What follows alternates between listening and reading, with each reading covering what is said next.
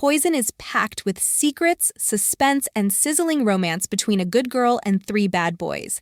Join me in this spicy, why choose, reverse harem romance filled with bad boys, blackmail, and darkness. We hope you enjoy! Chapter 14. Landon. After grabbing a couple things from the basement, I headed upstairs for a beer to take to Jawa's place. I sure as fucking hell needed it after today. I could still feel the sting of Amani's slap and see the anger and hurt written all across her pretty face. When I saw Mom and Dad sitting at the kitchen table, I cursed to myself and debated on leaving the house and getting alcohol on the go. One of the bars down in the slums would serve me something. They always did. Didn't care I'd recently turned 18. Mom's phone buzzed on the counter, and I balled my hands into fists, waiting in the doorway because I knew what was coming. It always came. Always. I'd be concerned if Dad didn't make a comment because it would mean he had drunk himself into an early grave. Dad lifted his can of beer to drink down the remaining contents. Who is that? Once she glanced at the phone, she turned it over. Work? He snorted, voice gruff. It's always work. It is, Mom snapped. Dad looked at me but nodded to Mom. You hear this? Your mother's a liar. Mom shot up from the table and slammed her fist down. Why don't you believe me? Because you're a good-for-nothing whore. Dad seethed and held out his hand. If you don't have shit to hide, let me see it. Let me see your messages, your fucking profiles, everything in your fucking phone. Tears welled up in Mom's eyes, and I couldn't fucking handle it. She reminded me of Amani last night, after I had done exactly this.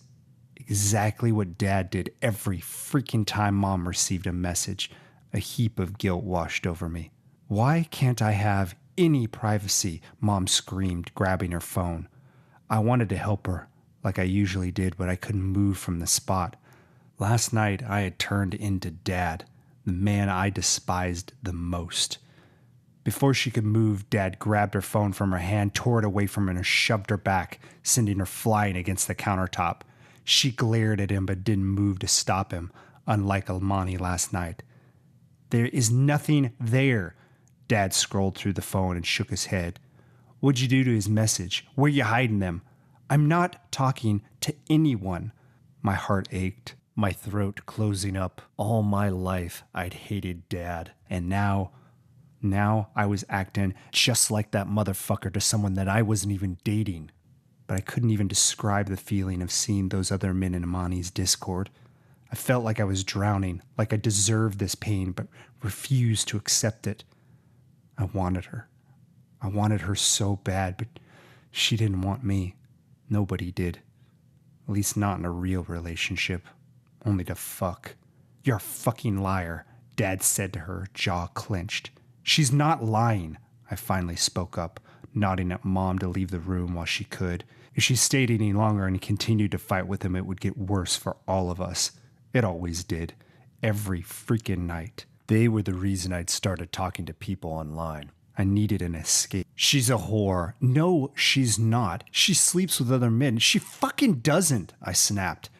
This wasn't about Mom anymore. I saw myself and Dad talking shit about Amani, and I knew that Amani wasn't even fucking mine yet. She had every right to do what she wanted. I didn't want myself to ever become like this with her. If you believe those lies that whore tells you, you're gonna let women walk all over you. They are nothing but worthless pieces of shit. They all do the same fucking thing. You're better off without one. My phone buzzed in my back pocket. I pulled it from my jeans to see a message from Joao. Instead of reading it, I opened my Discord app and clicked on Amani's messages. I couldn't help myself. She'd changed her profile picture from one of her in sexy lingerie to one with her lips puckered, where you couldn't see anything other than her pouty little mouth. A green circle appeared next to her picture, and she started typing almost immediately. I waited and waited and waited for her to write her message, watching intently. Rosie, why'd you do it? Why? I didn't know why I'd done it myself. When I'd seen the first message last night, my throat had tightened, my mind going to one thing and one thing only, and I couldn't stop myself from proving myself right, proving my thoughts right, proving my dad right. Rosie, question. My finger hovered over the reply button. I wanted to message her back. Rosie, all you had to do was tell me that it made you uncomfortable. It wasn't that easy. It couldn't be that easy. It was never that easy. Rosie, if you're not going to respond to me, fine. Don't fucking message me back. Dad smacked me across the face. The only thing I could think of was Imani hitting me in the hallway. There had been so much hurt on her face in that slap. But it was nothing like Dad's, who did it because he always had, because it's how he thought people deserved to be treated. If Mom had let me, I would have killed that man by now. Look at me when I'm talking, boy, he said. Don't think a woman could ever love someone as stupid and useless as you. Your mother can't even love me. Nobody will want a no-good son of a bitch like you. This has been Poison, written by Amelia Rose.